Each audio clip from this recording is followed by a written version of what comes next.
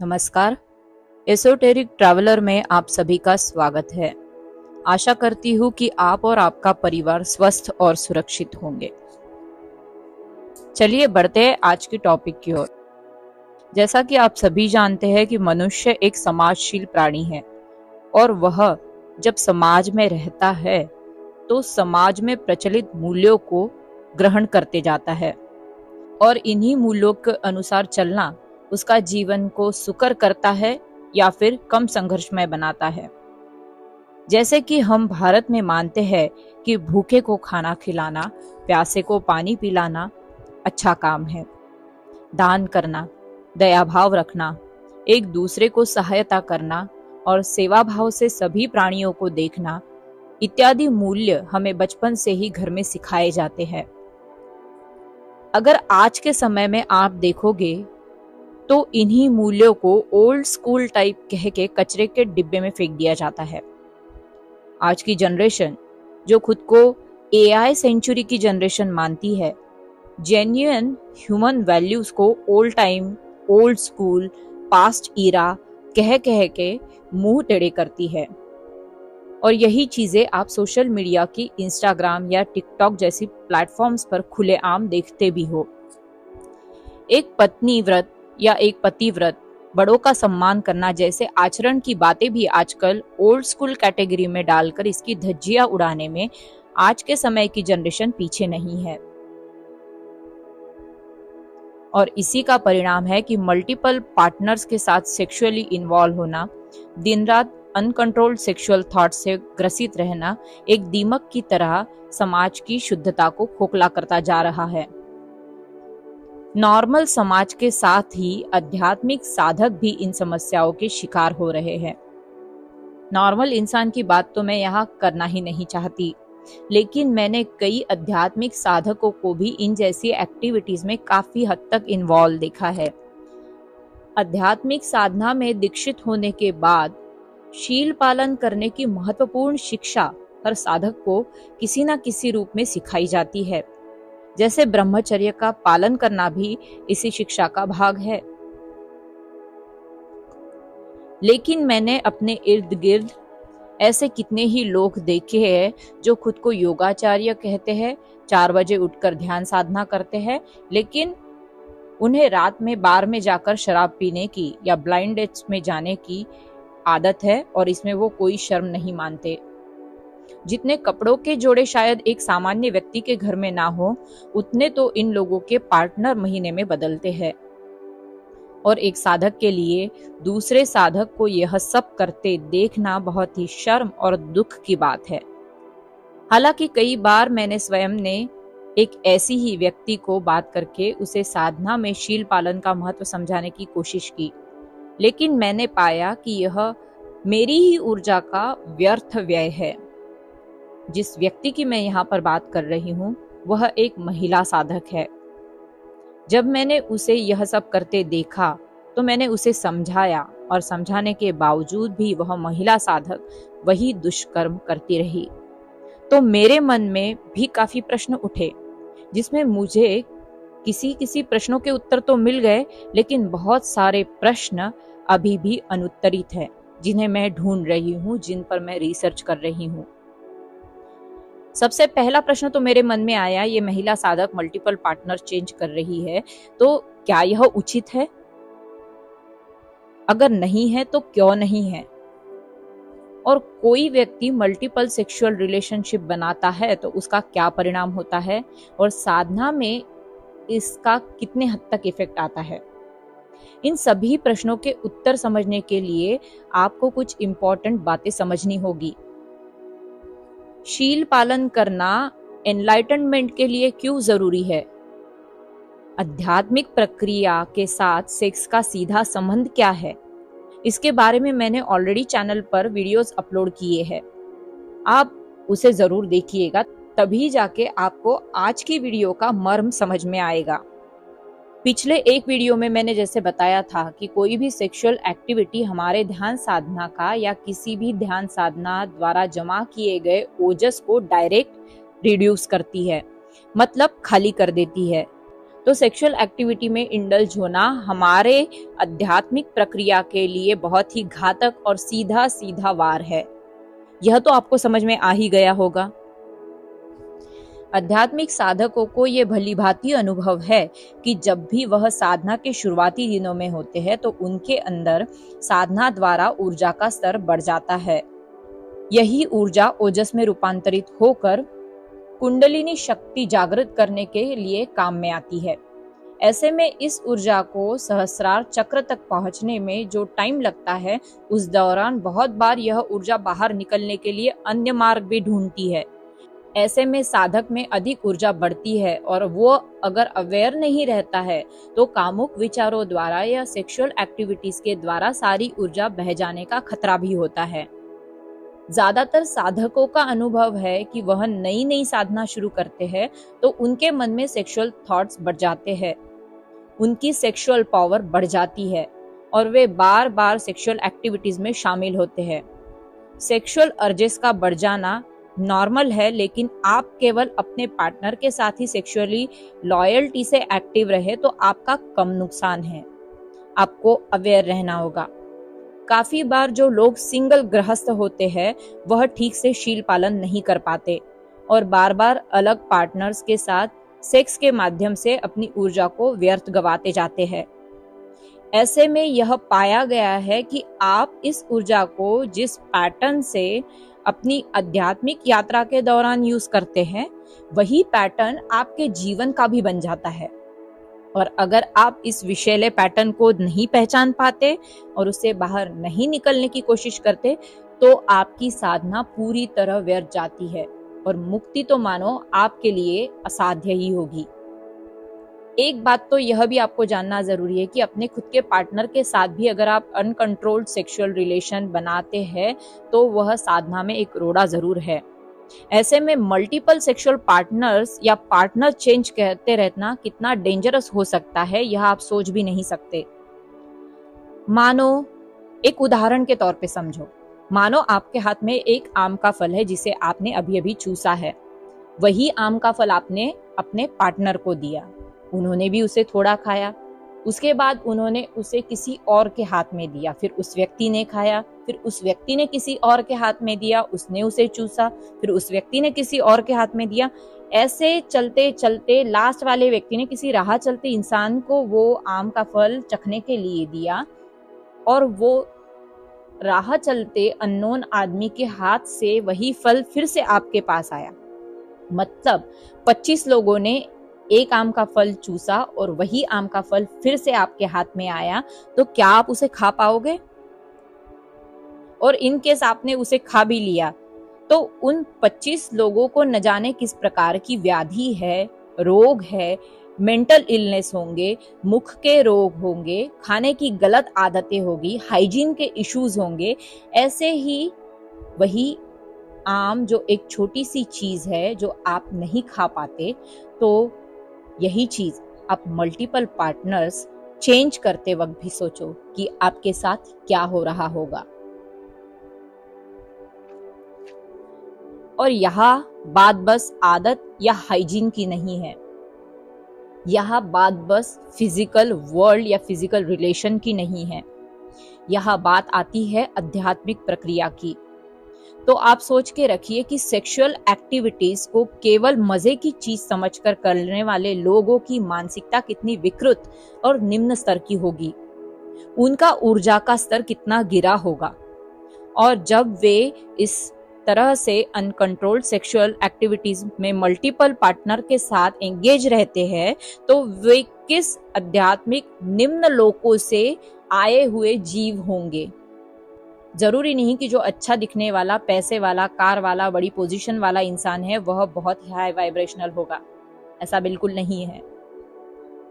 निश्चित ही ऐसे विकारों से ग्रसित जो लोग होते हैं वो अति निम्न कोटि के लोकों से पृथ्वी पर आए होते हैं। अध्यात्म की भाषा में अगर आप इसे जानना चाहो तो यह लोग जो आपको गंदी चीजों से अवगत कराते हैं या उनकी ओर आकर्षित करते हैं और आपको आपके आध्यात्मिक पतन की ओर ढकेलते हैं, यह आत्माएं निम्न दर्जे की होती है। जो आपकी आध्यात्मिक उन्नति को रोकने का या तोड़ने का काम करने के उद्देश्य से ही पृथ्वी पर जन्म लेती है।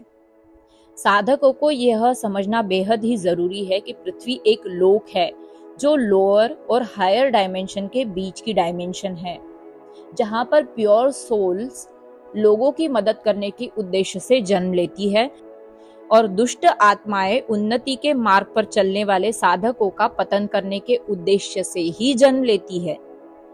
तो यदि आपके परिवार में या मित्र परिवार में या जानकारी में ऐसी कोई व्यक्ति है जो दुर्भावना, दुर्व्यवहार, दुष्टता युक्त बर्ताव करती है और आपको भी दुर्गति की ओर प्रवृत्त करती है, तो उनसे जितना दूर हो सके उतना दूर रहिए, या मैं तो कहूंगी कि नाता ही तोड़ दीजिए।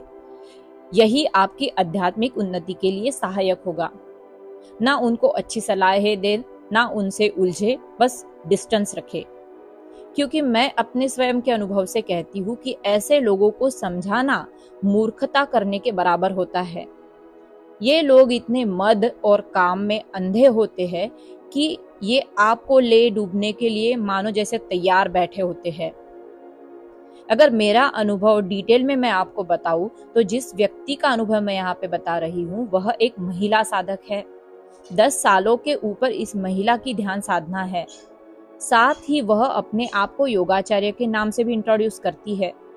जब इनसे मैं पहली बार मिली थी तो मुझे उनके प्रति काफी आदर और सम्मान की भावना थी, क्योंकि विदेश में वह अकेली योगा प्रशिक्षक के तौर पर काम करती है। उनके पीछे ना तो कोई परिवार है ना ही कुछ है। वह अकेली केवल अपने बच्चों की जिम्मेदारी ले रही है।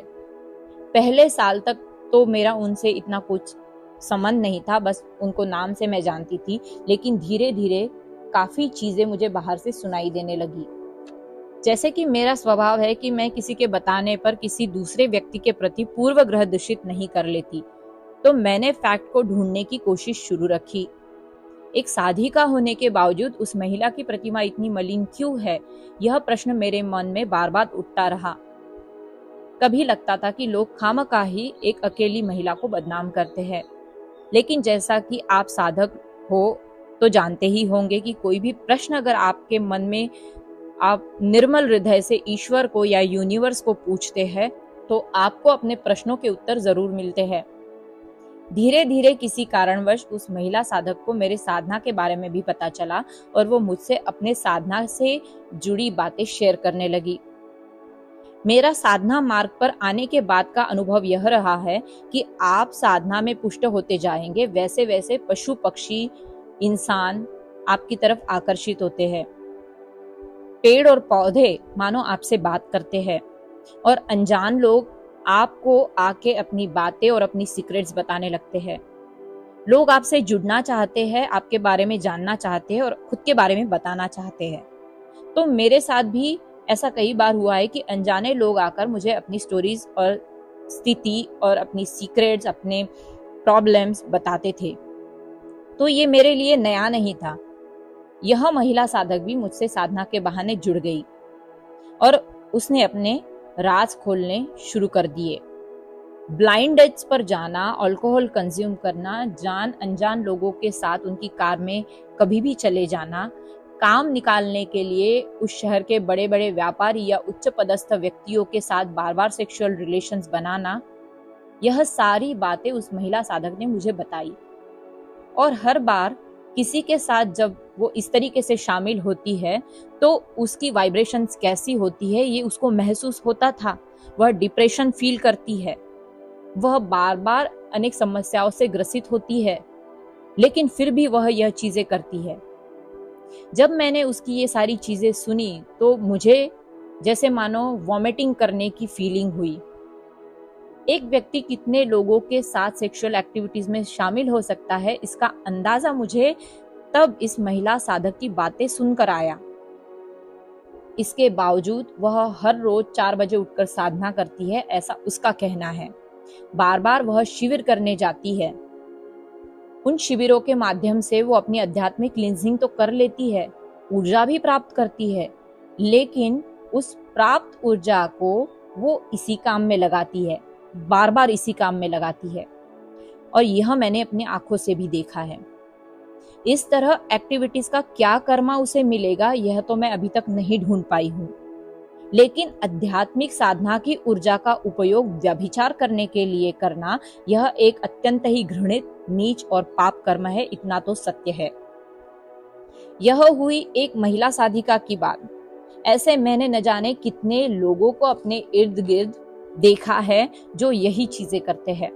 एक व्यक्ति का अगर अपने पार्टनर से मनमुटाव है तो वह अपनी इच्छाएं पूरी करने के लिए या फिर अपनी पति पत्नी से बदला लेने के लिए अपने आप को कीचड़ में या दलदल में धकेल देता है। जैसे कि वो मल्टीपल सेक्सुअल एक्टिविटीज कर रहा है, मल्टीपल पार्टनर बदल रहा है। इससे वो अपने पार्टनर का कुछ गलत नहीं कर रहा है, वो अपने आप को कीचड़ में धकेल रहा है, वो अपने आप को दलदल में धकेल रहा है और इसमें वो धन्यता समझता है कि मैंने अपने पार्टनर से बदला लिया या फिर मैंने उसको नीचा दिखाया। तो जो भी स्त्री या पुरुष अपने पार्टनर को धोखा देकर दूसरे व्यक्ति से सेक्सुअल रिलेशन प्रस्तापित करता है, भले ही वह सोच रहा है कि मैं तो बदला ले रहा हूँ या मैं तो मजे कर रहा हूँ या फिर मैं अपने रूल से अपनी जिंदगी जी रहा हूँ, असल में वह अपने आप से दुष्टता पूर्वक नीच व्यवहार कर रहा है। व्यभिचारी वर्तन से किसी और का नहीं, यह व्यक्ति बस खुद का ही नुकसान कर रहा है, खुद का ही पतन कर रहा है। वही है जो निम्न लोकों में जाएगा, ना कि उसका पार्टनर। इसके अलावा एक व्यक्ति अगर 10 व्यक्ति के साथ लैंगिक संबंध बनाता है तो वह व्यक्ति भी अलग 10 व्यक्तियों के साथ संबंध बनाता है और वो 10 व्यक्ति दूसरे 10 व्यक्तियों के साथ लैंगिक संबंध बनाते हैं और दूसरे व्यक्ति 50 लोगों से। ऐसे में जहां अध्यात्म की यात्रा कर्मों को खत्म करने की बात कहती है, आप उन 10 लोगों के साथ संबंधित जितने भी लोग आते हैं सेक्सुअल रिलेशन में, उन सभी के कर्माज अपने ऊपर ले रहे हो। मानो आप साधना द्वारा रोज नहा रहे हो, अपनी क्लींजिंग कर रहे हो, अपनी ऑरा क्लींजिंग कर रहे हो, एनर्जी क्लींजिंग कर रहे हो और व्यभिचार द्वारा उन 10 लोगों की सड़न, बदबू, गंदगी, उनके रोग, मनोरोग सब अपने ऊपर मल रहे हो। आपको क्या पता है कि सामने वाला व्यक्ति किस बैकग्राउंड का है, उसकी आदतें क्या है, उसका हाइजीन क्या है। ऐसे में अपने आप को फिजिकल हार्म तो आप करते ही हो, साथ ही स्पिरिचुअली भी नीचे नीचे गिरते जाते हो। इसलिए अध्यात्म में आप गृहस्थ हो तो आपके पार्टनर के साथ मॉडरेट रूप में आपको सेक्सुअल रिलेशन प्रस्तापित करने की अनुमति होती है, ताकि आप अपनी पत्नी या पति से लिमिटेड रूप में कर्मों का लेन देन रखें। क्योंकि आप जानते हैं कि कर्म भी 3 प्रकार के होते हैं। कायिक मतलब शरीर से किए जाने वाले, वाचिक मतलब वाणी से किए जाने वाले और मानसिक मतलब मन से किए जाने वाले। तो इन तीनों प्रकार के कर्म के साथ आप अपने पार्टनर के भी कर्मों के भागी बन रहे हो। तो यह बोझ एक आध्यात्मिक साधक के लिए ऑलरेडी ही बहुत ज्यादा है। ऐसे में अनलिमिटेड सेक्सुअल रिलेशंस आपको आध्यात्मिक मार्ग पर या मनुष्य रूप में जन्म लेने के बाद आपकी दुर्दशा का कारण बन सकते हैं। अगर कोई साधक ऐसा कर रहा है तो वह जान जाए, या तो व्यभिचार करना छोड़ दे या उसके उन्नति का मार्ग बंद है। देर आए दुरुस्त आए, ये भले ही सुनने में बहुत ही अच्छा लगता है, बहुत ही सांत्वना देने जैसा लगता है, लेकिन अध्यात्म के मार्ग पर देरी का भुगतान काफी महंगा पड़ सकता है। क्योंकि जिनकी आदतें व्यभिचार करने की होती है वो केवल वैसे ही लोग अपनी ओर अट्रैक्ट नहीं करते, बल्कि उसी निम्न ऊर्जा पर चलने वाली पलने वाली स्पिरिट्स को भी अट्रैक्ट करते हैं।